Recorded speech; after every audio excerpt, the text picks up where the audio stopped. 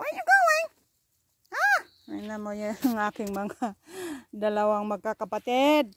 Ay naku guys, ito na lang, tatlo na lang yan sila natira. Nawawala yung dalawa guys, kaya masama ang loob ko.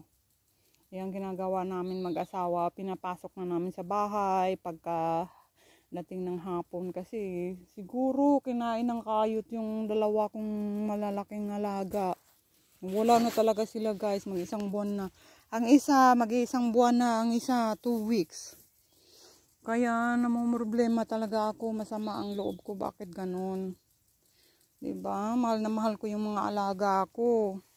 So, ayun may mga masasamang hayop din na, tingnan mo yan, tapos kakainin lang ng mga kayot anong mga masasamang hayop dito.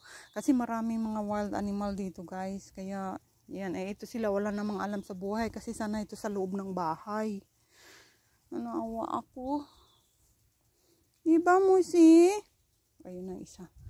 Ayun, punta na doon yung isa. Kakaawa talaga. Lablab yan ni mama ang Musi. Abusi. Kaya ayoko na magan si Musi. Si Busi. Lablab yan ni mama. Okay? That is the update. My 2 kitties now. Okay.